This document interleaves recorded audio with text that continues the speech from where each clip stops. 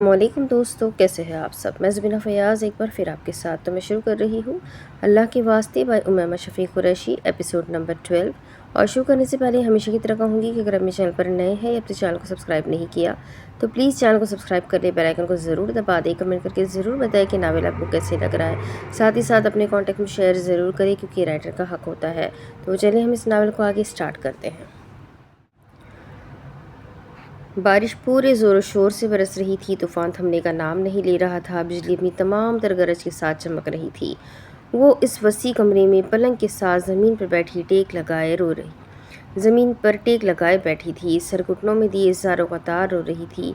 घने सियाह बाल किसी आबशार की मानिंद उसके चेहरे के इर्द गिर्द फैले हुए थे। अचानक दरवाज़ा खुलने की आवाज़ से वो चौंकी, मगर उसने सर नहीं उठाया। वो भारी कदम उठाता उसके करीब आया था। पूरे कमरे में उसके कदमों की आवाज़ गूंजी थी। वो बिल्कुल उसके करीब आकर बैठ गया। प्लीज़ मुझे जाने दो, रात गुजर जाएगी तो मैं बर्बाद हो जाऊंगी। उसने सर उठाकर नम आँखों से कहा, तो तुम यहाँ से जाना चाहती हो? वो उसकी आंखों में झांकते हुए पूछने लगा, जिस पर उसने ज़ोर ज़ोर से सर हिलाया। ठीक है, मैं तुम्हें 2 ऑप्शन देता हूँ, इनमें से कोई एक चुन लो, मैं तुम्हें छोड़ दूंगा। आंखों में गहरी चमक लिए वो उससे कह रहा था। वो उसी की तरफ देख रही थी। पहला ऑप्शन, मेरे साथ 1 हफ्ते तक इस घर में रहो, 1-2 पार्टीज अटेंड करो, उसके बाद मैं तुम्हें छोड़ दूंगा। एक लम्हे के तौक़ुफ़ के बाद वो कुछ सोचते हुए बोला, हाँ वो क्या कह रही थी तुम? हाँ याद आया, गर्लफ्रेंड, गाली, तवायफ से भी बदतर, बस वही बनकर। मैं वादा करता हूँ तुम्हें हाथ लगा दो दूर तुम्हारी तरफ देखूंगा भी नहीं। बस हम दुनिया वालों को ऐसा दिखाएंगे कि हम दोनों साथ हैं। वो नहायत ही संजीदा लहजे में गोया हुआ, जबकि उसकी आंखें मुस्कुरा रही थी। वो मुंह फेर गई। आंसू एक बार फिर लड़ियों की सूरत में बहना शुरू हो गए। आखिर उस शख्स से और उम्मीद भी क्या की जा सकती थी। दूसरा ऑप्शन, उसने फिर से बोलना शुरू किया। वो जानती थी कि वह भी यकीनन कोई फजूल बात ही करेगा। देखो बुलबुल, तुम जब से यहाँ आई हो बार बार एक ही वेद कर रही हो, अल्लाह अल्लाह अल्लाह। लेकिन देखो, तुम्हारे अल्लाह ने तुम्हें अकेला छोड़ दिया। कितना बेरहम है ना तुम्हारा अल्लाह। उसने तमस्खुर उड़ाते लहजे में कहा। वो अभी मुंह फेरे हुए थी। उसके सिल्की घने बालों ने उसका चेहरा छुपाया हुआ था। आंसू अभी मुसलसल बह रहे थे। कुछ लम्हों के तौक़ुफ़ के बाद उस शख्स ने फिर बोलना शुरू किया, लेकिन मैं तुम्हारे अल्लाह की तरह बेरहम नहीं हूँ। उसे पुकारने की बजाय मुझे पुकारो, मुझसे माफ़ी मांगो, मेरे आगे गिड़गिड़ाओ। शायद मुझे तुम पर रहम आ जाए। शायद नहीं, यकीनन मुझे तुम पर रहम आएगा। फिर मैं खुद तुम्हें वापस छोड़ आऊँगा, वादा रहा। वो जो कितनी देर से रुख मोड़े हुए थी, उसकी बात सुनकर बेयकीनी से उस शख्स की तरफ देखने लगी। क्या वो मजाक कर रहा था? हमें हाँ, वो मजाक नहीं कर रहा था। नहीं, वो मजाक नहीं कर रहा था। तो फिर क्या वो उसे शिर्क करने को कह रहा था? शिर्क जो गुनाह कबीरा है। वो समझ नहीं सकी आखिर वो शख्स कौन था, फ़िरौन, नमरूद या फिर उससे भी बदतर। कोई जल्दी नहीं है, तुम आराम से सोच लो, बहुत वक्त है अभी, मैं फिर आऊँगा। ये कहकर वो रुका नहीं, बल्कि तेज़ तेज़ कदम उठाता कमरे से बाहर जा चुका था। जाते जाते वो दरवाज़ा लॉक करना ना भूला था। उसके जाने के बाद वो एक बार फिर घुटनों में सर दिए ज़ारो कतार रोने लगी। उसके लिए दोनों ऑप्शंस ही नाकाबिल कबूल थे। कुछ देर रोने के बाद उसने किसी एहसास के तहत अपना चेहरा उठाया और आंसू साफ किए। नहीं, मैं हार नहीं मानूंगी, और वैसे भी ये अल्लाह भी तो उन्हीं की मदद करता है जो अपनी मदद आप करते हैं। मुझे यहाँ से बाहर निकलने का कोई रास्ता ढूंढना होगा। वो पलंग का सहारा लेकर उठी और कमरे का जायज़ा लेने लगी। कहीं तो कोई खिड़की, कोई रास्ता, कुछ तो होगा। उसने कमरे का हर एक कोना छान मारा, यहाँ तक कि बाथरूम भी। बाहर जाने का कोई रास्ता नहीं था। आखिरकार वो थक हार कर घुटनों के बल ज़मीन पर बैठ गई। आंसू एक बार फिर बहना शुरू हो गए। अचानक ही उसकी नज़र कांच के टूटे हुए ग्लास पर पड़ी, जो कुछ देर पहले उस हैवान सिफत इंसान ने तोड़ा था। वो बेइख्तियार कदम आगे बढ़ा गई और एक कांच का टुकड़ा उठाकर अपनी कलाई पर रख लिया। उसके हाथों में लर्जिश थी। वो तो एक जिंदा दिल लड़की थी, लेकिन किस्मत की सितम शरीफी ने उसे कहाँ से कहाँ ला खड़ा किया था। दूसरों को ज़िंदगी की तरफ लाने वाली आज खुद अपनी ज़िंदगी ख़त्म करने वाली थी। लेकिन सवाल ये था, क्या वो ये कर पाएगी? कांच को कलाई पर रखे वो कुछ देर सोचती रही, जबकि हाथ मुसलसल कँपा रहे थे।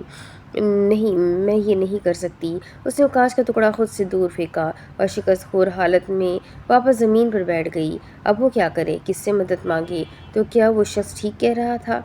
کیا واقعی اس کے اللہ نے اسے اکیلا چھوڑ دیا تھا؟ اس کا ایمان ڈگمگانے لگا۔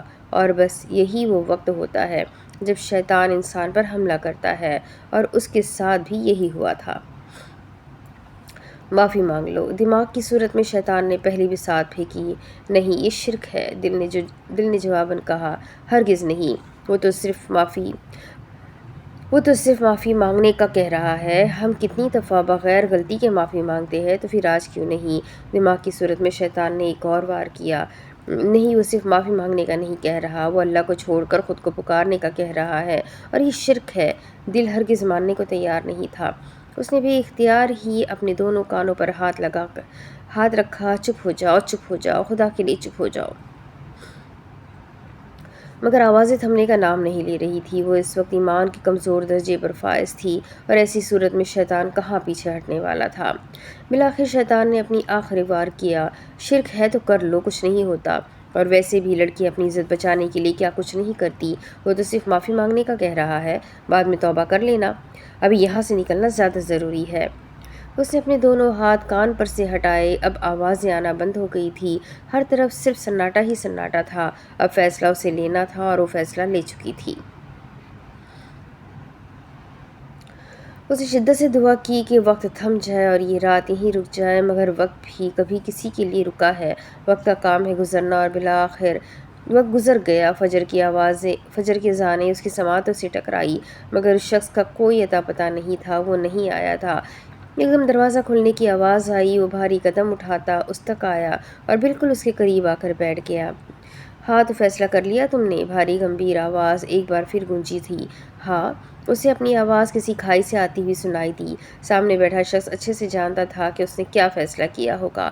پہلا آپشن وہ کبھی مر کر بھی نہیں چن سکتی تھی۔ یقیناً اس نے دوسرا آپشن ہی چنا تھا، اور وہ بھی تو یہی چاہتا تھا، اس کا اللہ پر سے یقین توڑنا، اسے اپنے آگے جھکانا، اور بالآخر وہ کامیاب ہو گیا تھا۔ اس کی ہاں کے بعد کمرے میں ایک کہا گونجا۔ وہ آج واقعی خوش تھا، آخرکار وہ اس لڑکی کا غرور توڑنے میں کامیاب ہو گیا تھا۔ بیا، میری بات تو سنو۔ ذیشان کب سے اسے سمجھانے کی کوشش کر رہا تھا، مگر وہ سننے کا نام ہی نہیں لے رہی تھی۔ مجھے کچھ نہیں سننا۔ اب سننے کے لیے وجہ ہی کیا ہے؟ انابیہ مسلسل رو رہی تھی، اور ذیشان بیچارہ اسے خاموش کروانے کی کوشش کر رہا تھا۔ وہ لوگ ٹیرس پر موجود تھے، اور سامنے کرسی پر عنایہ ہر چیز سے بے نیاز بیٹھی مزے سے تربوز کھا رہی تھی۔ اینی، تم ہی سمجھاؤ نا۔ ذیشان نے التجائی نظر سے عنایہ کی طرف دیکھا۔ میں کیا سمجھاؤں؟ آپ دونوں کا آپس کا معاملہ ہے، خود ہی حل کرے۔ عنایہ نے تربوز کا ایک اور ٹکڑا منہ میں ڈالا۔ اینی، ایسا تو مت کرو میرے ساتھ۔ تم نے ہی تو کہا تھا کہ تمہاری دوست کو ڈراپ کراؤں۔ ذیشان بیچارہ ایک میٹنگ کے سلسلے میں 2 دن کے لیے لاہور سے اسلام آباد آیا تھا، اور عنایہ صاحبہ راستے میں اپنی کسی دوست کے ساتھ ذیشان کو مل گئی تھی۔ عنایہ کو گھر ڈراپ کرنے کے بعد ذیشان اس کی دوست کو بھی اس کے گھر ڈراپ کرنے چلا گیا تھا۔ انابیہ اور مسرت بیگم گروسری خریدنے بازار گئی تھی۔ راستے میں ٹریفک رکنے پر انابیہ نے ذیشان کو ایک لڑکی کے ساتھ دیکھ لیا تھا۔ اب ذیشان بیچارہ جب سے گھر آیا تھا بس وضاحتیں ہی دے رہا تھا، مگر انابیہ کو سننے کی روادار نہ تھی۔ جھوٹ مت بولے ذیشان، میں اینی کی تمام دوستوں کو اچھی طرح جانتی ہوں۔ وہ لڑکی اینی کی دوست نہیں تھی۔ غصے کی وجہ سے انابیہ کے بھرے گال لال ہو چکے تھے۔ یہ اتنی بڑی بات نہ تھی، مگر عنایہ صاحبہ نے انابیہ کے شک کو مزید ہوا دی تھی۔ اب وہ معصومیت سے ایک سائڈ پر بیٹھے دلچسپی سے ان کی لڑائی دیکھ رہی تھی۔ اینی، ذیشان نے ایک بار پھر التجا کی تھی، جس پر عنایہ ہاتھ جھاڑے کھڑی ہوئی تھی۔ تربوز کا صفایا کرنے کے بعد اب اس کا ارادہ اپنے کمرے میں جانے کا تھا۔ ابھی اس نے 2 قدم ہی آگے بڑھائے تھے کہ ذیشان نے آ کر اسے روکا۔ اینی، شرافت سے بیا کو بتاؤ کہ تمہاری دوست تھی۔ علینا سے عنایہ کی دوستی یونیورسٹی میں ہوئی تھی، جس وجہ سے انابیہ اسے نہیں جانتی تھی۔ کون سی دوست؟ بالکل ویسے ہی جیسے کون سے نیل کلرز، عنایہ نے دھیمی آواز میں کہا تھا، تاکہ صرف ذیشان ہی اس کی آواز سن سکے۔ ان دونوں کے درمیان آگ لگا کر اب وہ مزے سے آگے بڑھ گئی، جبکہ ذیشان منہ کھلے ہونکوں کی طرح کھڑا بس اسے جاتا دیکھتا ہی رہا۔ اسے ہرگز بھی توقع نہ تھی کہ عنایہ اس سے اس طرح انتقام لے گی۔ عنایہ نے بہت زور سے ارمان کے آفس کا دروازہ نوک کیا تھا۔ کیا میں اندر آ سکتی ہوں سر؟ اس نے جان بوجھ کر لفظ سر پر زور دیا تھا۔ جی۔ اجازت ملنے کے بعد وہ اندر داخل ہوئی تھی۔ کہے مس عنایہ، کوئی کام ہے آپ کو؟ ارمان نے مصروف سے انداز میں پوچھا۔ جی سر، کچھ پوچھنا تھا آپ سے۔ کہیں کوئی ٹاپک سمجھنا ہے؟ کہیں کوئی ٹاپک سمجھنا ہے، آپ مجھ سے کس چیز کا انتقام لے رہے ہیں؟ انایا ویسے ہی بہت غصے میں تھی کیونکہ یونیورسٹی پرسوں سے کھلنی تھی، مگر خاص طور پر ان کے ڈپارٹمنٹ کو چھٹیاں کم دی گئی تھی، جس وجہ سے نہ چاہتے ہوئے بھی اسے آج یونیورسٹی آنا پڑا تھا۔ اور ارمان نے اسے اسائنمنٹ میں 0 مارکس دے کر اس کے غصے میں مزید اضافہ کر دیا تھا۔ انتقام؟ ارمان کے ماتھے پر بل پڑ گئے۔ میں آپ سے کیوں انتقام لوں گا اور کس چیز کا؟ میں نے آپ کی گاڑی ہٹ کی تھی اور آپ سے بدتمیزی بھی کی تھی، اسی وجہ سے آپ مجھ سے انتقام لے رہے ہیں۔ واٹ؟ ارمان کا دماغ اچھا خاصا گھوما تھا۔ اتنی اچھی اسائنمنٹ بنانے کے بعد بھی آپ نے مجھے 0 مارکس دیے ہیں، یہ انتقام نہیں تو اور کیا ہے؟ اسائنمنٹ انادل نے بنا کر دی تھی اور اس کی بنائی ہوئی اسائنمنٹ پر تو انایا کو فل مارکس ملنے چاہیے تھے۔ یقیناً اس جلاد پروفیسر نے جان بوجھ کر مارکس نہیں دیے تھے، ایسا انایا کا خیال تھا۔ بہیو یور سیلف مس انایا، ارمان نے ضبط سے اپنی مٹھیاں بھیجی تھی۔ ہمارے درمیان جو بھی ہوا تھا مجھے تو اب یاد بھی نہیں ہے، اور ویسے بھی میں آپ کا پروفیسر ہوں اور آپ میری اسٹوڈنٹ، میں آپ کو وہی مارکس دوں گا جیسی آپ کی کارکردگی ہوگی۔ انایا کو ایک لمحے کے لیے دھچکا لگا تھا، کہیں انادل نے جان بوجھ کر تو غلط اسائنمنٹ نہیں بنائی؟ اگر اس چڑیل نے ایسا کیا ہے تو آج آنے دو اسے کشمیر سے، میں اس کا خون پی جاؤں گی۔ اب وہ دل ہی دل میں انادل کو سلواتیں سنا رہی تھی۔ اسائنمنٹ کس نے بنائی تھی مس انایا؟ جی؟ انایا کی رنگت ایک لمحے کے لیے بالکل پھک پڑ گئی۔ اگر اسائنمنٹ آپ خود بناتی تو میں آپ کو ضرور مارکس دیتا، مگر یہ اسائنمنٹ آپ نے نہیں بنائی ہے۔ نہیں سر، میں نے ہی بنائی ہے۔ انایا کے گلے میں گلٹی ابھری۔ جھوٹ مت بولے مس انایا، میں اپنے ہر اسٹوڈنٹ کی ہینڈ رائٹنگ بہت اچھے سے پہچانتا ہوں، اور یہ ہینڈ رائٹنگ آپ کی نہیں ہے۔ سچ سچ بتائے، اسائنمنٹ کس نے بنائی ہے؟ انایا کو خود پر شدید غصہ آیا۔ آخر ضرورت ہی کیا تھی اس چڑیل سے اسائنمنٹ بنوانے کی؟ آپ کو پتہ ہے جو پوائنٹس اس اسائنمنٹ میں لکھے گئے ہیں وہ تو اکثر پروفیسرز کو بھی پتہ نہیں ہوتے۔ ارمان واقعی حیران تھا کیونکہ جو پوائنٹس اسائنمنٹ میں لکھے گئے تھے وہ تو خود ارمان کو ابھی 2 مہینے پہلے پتہ چلے تھے۔ وہ سر، انایا بہت بری طرح پھنس گئی تھی۔ تمہیں تو اللہ پوچھے گا دل، پتہ نہیں کون سے فلسفے لکھے ہیں۔ مس انایا، ارمان کی آواز پر وہ ہوش میں واپس آئی۔ سوری سر، میری سسٹر نے بنائی ہے، اطراف کے علاوہ اس کے پاس اب کوئی راستہ نہ تھا۔ آپ کی سسٹر کون سی یونیورسٹی میں پڑھاتی ہے؟ ارمان واقعی اسائنمنٹ اور ہینڈ رائٹنگ سے متاثر ہوا تھا۔ پڑھاتی نہیں ہے بلکہ پڑھتی ہے۔ واٹ؟ ارمان کا حیران ہونا بالکل جائز تھا۔ کس یونیورسٹی میں؟ اسی یونیورسٹی میں۔ کون سے سیمسٹر میں؟ 6 سیمسٹر میں۔ انایا کو ارمان کا اس طرح پوچھنا کافی عجیب لگا۔ آخر اسے انادل کی ذات میں اتنی دلچسپی کیوں ہو رہی تھی؟ نام کیا ہے؟ انادل۔ انایا کو اب صحیح معنوں میں جلن ہونے لگی تھی، مگر میرے تو وہاں 2 لیکچرز ہیں، اس نام کی تو کسی اسٹوڈنٹ کو میں نہیں جانتا۔ سر، وہ انگلش لٹریچر کی اسٹوڈنٹ ہے۔ کیا؟ ارمان کو حیرت کا شدید دھچکا لگا۔ اس کے لب اپنے آپ ہی مسکرائے تھے، جبکہ اس کی مسکراہٹ انایا کو شدید زہر لگی تھی۔ اگر وہ انگلش لٹریچر کی اسٹوڈنٹ ہے تو پھر یہ اسائنمنٹ؟ ارمان کی مسلسل پوچھ گچھ سے انایا کا پارا ایک دم ہی ہائی ہوا تھا۔ اصل میں سر، اس کا نہ دماغ خراب ہے، بلکہ وہ نہ پاگل ہے، ہر قسم کی کتابیں پڑھتی رہتی ہے، بس اسی وجہ سے۔ انایا کا چہرہ جلن کے مارے دہک رہا تھا۔ میں جاؤں سر؟ اس نے دانت پیستے ہوئے پوچھا۔ جی۔ اجازت ملنے پر وہ غصے سے باہر آئی۔ یہ کیسا احساس تھا؟ آخر کیوں اسے ارمان کے منہ سے انادل کی تعریف اتنی بری لگی تھی؟ ایسے 1000 سوال انایا کے دماغ میں اٹھنے لگے۔ اف، بھاڑ میں جائے ارمان اور بھاڑ میں جائے وہ چڑیل، ان دونوں کو بھاڑ میں بھیج کر اب وہ کچھ حد تک پرسکون تھی۔ ویسے بھی مجھے میری مرضی کے بغیر کوئی نہیں چھو سکتا۔ انادل کے لہجے میں اعتماد تھا۔ اچھا تو یہ بات ہے۔ شایان اس کے اعتماد سے کافی متاثر ہوا تھا، اور ساتھ ہی ساتھ اس نے ایک جھٹکے سے انادل کا ہاتھ پکڑ کر اپنی جانب کھینچا تھا۔ وہ اس کے لیے بالکل بھی تیار نہ تھی۔ میرا ہاتھ چھوڑو، مسلسل مزاحمتیں کرتی اپنا ہاتھ چھڑوانے کی کوشش کرنے لگی۔ جو حکم؟ شایان نے بہت نرمی سے اس کا ہاتھ چھوڑا تھا، جس پر انادل نے بے یقینی سے اس کی طرف دیکھا۔ اسے ہرگز یہ توقع نہ تھی کہ وہ اتنی آسانی سے اس کی بات مان لے گا، جبکہ شایان کے لبوں پر معنی خیز مسکراہٹ تھی۔ اس سے پہلے انادل مزید کچھ سوچتی، شایان نے ایک جھٹکے سے اسے کمر سے پکڑے اپنی جانب کھینچا تھا۔ چھوڑو مجھے، اس کے چوڑے سینے پر مکے برساتی اپنا آپ چھڑوانے کی ناکام کوشش کرنے لگی۔ شایان کی انگلیاں اسے اپنی کمر میں دھستی ہوئی محسوس ہوئی۔ اب تمہاری ہر بات تھوڑی مانوں گا۔ لبوں پر اب بھی معنی خیز مسکراہٹ تھی۔ ایک ہاتھ اس کی کمر کے گرد پھیلائے، اب وہ دوسرے ہاتھ سے اس کے بالوں سے کھیل رہا تھا۔ نہیں پلیز، شایان کی بڑھتی جسارتیں دیکھ وہ بری طرح گھبرا گئی تھی۔ تو تمہاری مرضی کے بغیر کوئی تمہیں چھو نہیں سکتا ہے نا؟ اب کی بار اس نے انادل کو کمر سے پکڑے مزید قریب کیا۔ ان دونوں کے درمیان اب فاصلہ تقریباً نہ ہونے کے برابر تھا۔ وہ اب شایان کی سلگتی سانسوں کی تپش اپنے چہرے پر محسوس کر رہی تھی۔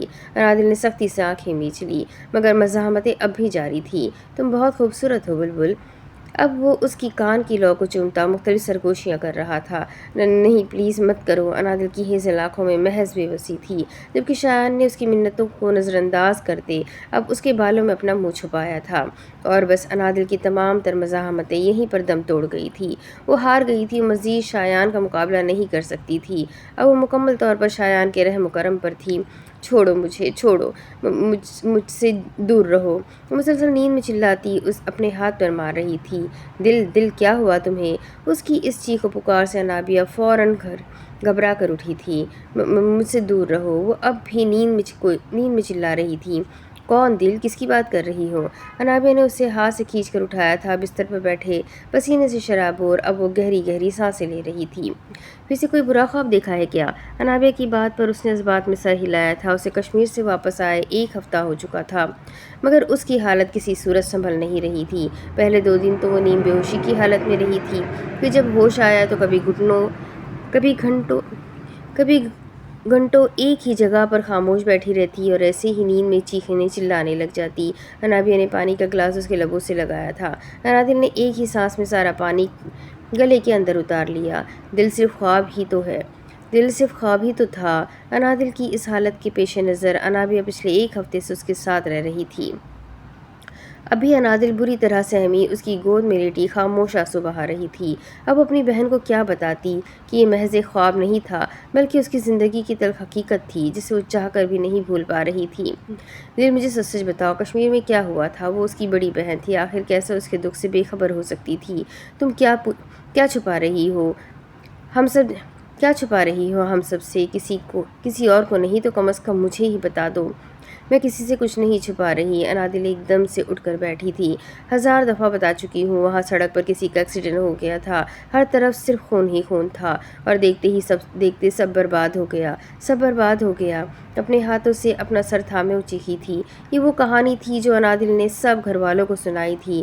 اچھا ٹھیک ہے، تم ریلیکس ہو جاؤ۔ سب گھر والوں کا یہی خیال تھا کہ انادل نے اس حادثے کو سر پر سوار کر لیا ہے، بس اسی وجہ سے اس کی یہ حالت ہے، مگر انابیہ کو کچھ کھٹک رہا تھا۔ آپ ٹھیک کہہ رہی ہیں، وہ محض ایک خواب تھا۔ آپ سو جایا پیا، میں ٹھیک ہوں۔ اب وہ کافی حد تک سنبھل چکی تھی۔ پہلے تم لیٹو، میں یہی تمہارے پاس ہوں۔ انابیہ نے بہت پیار سے اس کے بال سہلائے تھے۔ نہیں، آپ سو جائیں، مجھے ابھی تہجد پڑھنی ہے، میں اب ٹھیک ہوں۔ انادل نے مسکرا کر انابیہ کو تسلی دی تھی، جس پر وہ کچھ حد تک مطمئن ہو چکی تھی۔ وضو کرنے کے بعد انادل نے جانماز اٹھائی تھی۔ اسے پکارنے کے بجائے مجھے پکارو، مجھ سے معافی مانگو، میرے آگے گڑ گڑاؤ۔ انادل کے ہاتھ ایک دم ہی کپ کپائے۔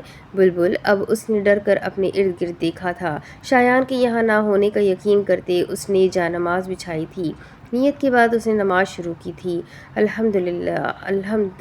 بہت یاد کرنے پر بھی اسے سورہ فاتحہ یاد نہیں آ رہی تھی۔ اب وہ نماز توڑے جانماز پر بیٹھ گئی، اپنے ہاتھوں سے اپنی سسکیوں کا گلا گھوٹے اب وہ بے آواز رو رہی تھی۔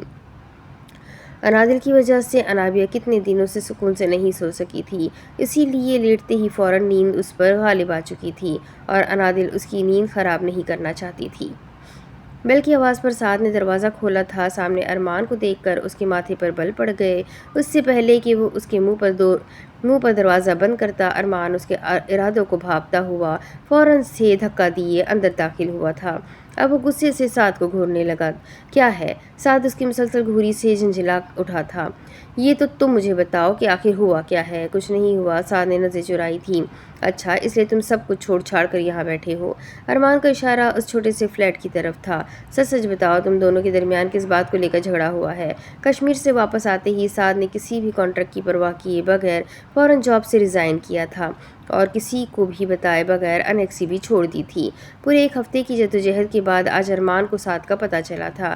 کوئی جھگڑا نہیں ہوا۔ اب وہ ارمان کو کیا بتاتا کہ ایک شایان کشمیر میں کیا کارنامہ سر انجام دے کر آیا ہے، اس نے کس طرح ایک معصوم لڑکی کی زندگی برباد کی ہے۔ شایان کی اس حرکت کو سعد نے ہی کور کیا تھا، مگر کسی کے علم میں کچھ لائے انادل کو گھر تک پہنچانا، اس کی ایک رات کی غیر موجودگی کو کور کرنا، یہ سب سعد نے ہی کیا تھا۔ سعد نے اپنی دوستی کا حق تو ادا کر دیا تھا، مگر اب اسے شدید پچھتاووں نے گھیرا ہوا تھا۔ ہاں بالکل، ہمارے درمیان کوئی جھگڑا نہیں ہوا۔ شایان ابھی ابھی اندر داخل ہوا تھا، بس اس کا نا تھوڑا سا دماغ خراب ہو گیا ہے جو مجھے سیٹ کرنا آتا ہے۔ شایان نے مسکرا کر سعد کی طرف دیکھا تھا جس پر وہ منہ پھیر گیا تھا۔ جو بھی ہے، تم دونوں اپنے مسئلے جلدی حل کر لو، مجھے دیر ہو رہی ہے، امی کو ڈاکٹر کے پاس لے کر جانا ہے۔ ارمان نے اجلت سے گھڑی کی طرف دیکھا اور اٹھ کھڑا ہوا۔ کیا وہ لڑکی اتنی اہم ہے جو تم اس کے پیچھے مجھ سے ناراض ہو گئے ہو؟ ارمان کے جاتے ہی شایان نے تحمل سے کہا تھا، چلے جاؤ یہاں سے، مجھے تم سے کوئی بات نہیں کرنی۔ سعد نے اسے باہر کا راستہ دکھایا تھا۔ سعد، شایان نے نرمی سے اسے پکارا تھا۔ کیا سعد؟ ہاں کیا سعد؟ وہ ایک دم سے بھڑک اٹھا تھا۔ شرم نہیں آئی یہ سب کرتے ہوئے؟ کیسے شایان، کیسے کر سکتے ہو تم یہ سب؟ سعد نے بے بسی سے اس کی طرف دیکھا تھا۔ صرف ایک تھپڑ اور اتنی بڑی سزا؟ سعد نے افسوس سے نفی میں سر ہلایا۔ وہ صرف ایک تھپڑ نہیں تھا، اس نے بیچ سڑک پر سب کے سامنے مجھے بے عزت کیا تھا۔ اپنی توہین یاد کرنے پر ایک بار پھر شایان کی آنکھوں میں لہو اترا تھا۔ تو تم بھی اسے تھپڑ مار کر حساب برابر کر لیتے۔ میں نے بھی یہی سوچا تھا، اسی لیے تو اس کے پیچھے ہوٹل گیا تھا، مگر پھر میں نے سوچا ایسے تو سب میری مردانگی پر سوال اٹھائیں گے کہ میں نے ایک عورت پر ہاتھ اٹھایا۔ اچھا، اور ایک عورت کو اغوا کر لینا، اس کے ساتھ اتنا بڑا ظلم، یہ ہے ہماری مردانگی؟ سانس سے الفاظ ادا نہیں ہو پا رہے تھے۔ میں نے جو کیا بالکل ٹھیک کیا، وہ اسی قابل تھی، بلکہ ابھی تو مجھے اس سے بدلہ لینا ہے۔ تمہارا دماغ ٹھیک ہے؟ اب کس بات کا بدلہ؟ شایان کچھ تو رحم کرو۔ سعد نے التجائی نظر سے شایان کی طرف دیکھا تھا۔ اب چھوڑ دو اس کا پیچھا۔ ایسے کیسے؟ ابھی تو کھیل شروع ہوا ہے۔ انادل کا خیال آتے ہی اس کے لب اپنے آپ ہی مسکرانے لگے تھے۔ غلطی میری ہی ہے، تمہارا ساتھ دینے کے بجائے مجھے ان کا ساتھ دینا چاہیے تھا۔ سعد کو واقعی افسوس ہوا۔ کیا مطلب؟ آخر کہنا کیا چاہتے ہو تم؟ یہی کہ مجھے ان کا ہاتھ پکڑ کر انہیں پولیس اسٹیشن لے کر جانا چاہیے تھا اور تمہارے خلاف رپورٹ درج کروانی چاہیے تھی۔ ہا ہا ہا ہا، شایان کا کہا فلک شگاف تھا۔ اور پولیس میرا کیا بگاڑ لے گی؟ شایان نے طنزیہ نظروں سے اس کی طرف دیکھا۔ اور ویسے بھی تمہیں لگتا ہے کہ وہ تمہیں اپنا ہاتھ پکڑنے دے گی؟ ویسے اس کا تو پتہ نہیں، مگر میں یہ اجازت تمہیں ہرگز نہیں دوں گا۔ شرم کرو شایان، ایک معصوم لڑکی کے ساتھ جو کیا ہے نا تم نے۔ ایک منٹ، کون معصوم؟ وہ معصوم ہرگز نہیں ہے، وہ آفت ہے، قیامت ہے، بلکہ وہ تو چنگیز خان ہے۔ شایان اس کی مزاحمتیں یاد کرتا ایک بار پھر سے مسکرا دیا تھا۔ تم پاگل ہو چکے ہو؟ سعد نفی میں سر ہلاتا وہاں سے چلا گیا۔ ہاں، اس نے مجھے پاگل کر دیا ہے، وہ بڑبڑاتا ہوا باہر کی جانب بڑھ گیا۔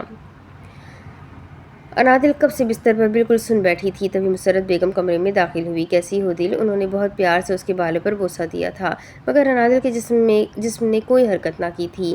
وہ جب سے کشمیر سے آئی تھی اس کی یہی حالت تھی، وہ گھنٹوں بغیر کچھ بولے ایک ہی سدھ میں دیکھتی رہتی تھی اور اب بھی ہر چیز سے بے نیاز کمرے کے ایک کونے میں دیکھ رہی تھی۔ مسرت بیگم نے ساتھ بیٹھی انابیہ کی طرف دیکھا، جس پر اس نے افسوس سے نفی میں سر ہلایا تھا۔ انابیہ انادل کے لیے فروٹ کاٹ رہی تھی، کیونکہ اسے خود تو کچھ بھی کھانے پینے کا ہوش نہیں تھا۔ وہ بس وہی کھاتی تھی جو انابیہ زبردستی اسے کھلاتی تھی۔ اس طرف کیا ہے دل؟ مسرت بیگم نے بہت آرام سے پوچھا تھا۔ اندھیرا، گھپ اندھیرا۔ انادل کے لب اپنے آپ ہی ہلے تھے، جس سے مسرت بیگم اور انابیہ دونوں ہی اس کی طرف متوجہ ہوئی تھی، کیونکہ ایک ہفتے میں پہلی بار آج اس نے انابیہ کو چھوڑ کر کسی اور کی بات کا جواب دیا تھا۔ بس اندھیرا ہے یا پھر کچھ اور بھی ہے؟ مسرت بیگم نے ایک بار پھر نرمی سے پوچھا تھا۔ چچی جان، وہاں سناٹا ہے، اندھیرا ہے، کیڑے مکوڑے ہیں، وہ دیکھے، وہ سب میرے وجود کو کھانا چاہتے ہیں، وہ دیکھے، وہ سامنے قبر ہے، میری قبر ہے وہ۔ انادل نے روتے ہوئے پاگلوں کی طرح کمرے کے ایک کونے کی طرف اشارہ کیا تھا۔ اور وہ دیکھے، وہاں آگ ہے۔ انادل نے اب دوسرے کونے کی طرف اشارہ کیا تھا۔ کیسی آگ دل؟ انابیہ کو اب اس کی ذہنی کیفیت پر شک ہونے لگا تھا۔ جہنم کی آگ، وہ مجھے بلا رہی ہے، مجھے بچا لے اپیا، پلیز مجھے بچا لے۔ اب وہ روتے روتے انابیہ کے گلے لگی تھی۔ اچھا بس چپ ہو جاؤ، چپ ہو جاؤ۔ انابیہ نے اس کی کمر سہلاتے ہوئے اسے خاموش کروا دیا تھا۔ یعنی میرا شک بالکل درست تھا؟ مسرت بیگم نے کچھ سوچتے ہوئے کہا۔ کیسا شک؟ انابیہ نے سوالیہ نظروں سے ان کی طرف دیکھا۔ اس پر کسی جن کا سایہ ہے۔ نہیں، وہ جن نہیں ہے، وہ وحشی ہے، وہ درندہ ہے۔ انادل ایک دم سے اٹھ کر بیٹھ گئی تھی۔ دیکھا، میں تو شروع دن سے کہہ رہی تھی کہ اس پر سایہ ہے، مگر تم لوگ ہی پاگلوں کی طرح ڈاکٹر کے چکر لگا رہے ہو۔ مسرت بیگم تھوڑے پرانے خیالات کی مالک تھی۔ دل تم فکر مت کرو، یہ دیکھو میں تمہارے لیے کیا لائی ہوں۔ مسرت بیگم نے اپنے ہاتھ میں پکڑا ہوا تعویذ انادل کے سامنے کیا۔ ایک بہت ہی پہنچے ہوئے بابا جی سے لائی ہوں، اسے بازو پر باندھنے سے سب ٹھیک ہو جائے گا، بلکہ تم بھی میرے ساتھ ان کے پاس چلنا، دیکھنا بالکل ٹھیک ہو جاؤ گی۔ مسرت بیگم نے بہت پیار سے اس کے سر پر ہاتھ پھیرا تھا۔ اسے باندھنے سے وہ چلا جائے گا؟ انادل نے بچوں کی طرح پوچھا تھا۔ ہاں ہاں بالکل، پھر واپس تو نہیں آئے گا نا؟ وہ بالکل بھی اپنے ہوش و حواس میں نہ تھی۔ ہاں نہیں آئے گا، ہاتھ آگے لاؤ۔ انادل نے فوراً سے سر ہلاتے ہوئے اپنا ہاتھ آگے بڑھایا تھا۔ کتنا بے رحم ہے نا تمہارا اللہ، اسے پکارنے کے بجائے مجھے پکارو، مجھ سے معافی مانگو، میرے آگے گڑ گڑاؤ۔ شایان کے کہے گئے الفاظ انادل کے کانوں میں گونجنے لگے۔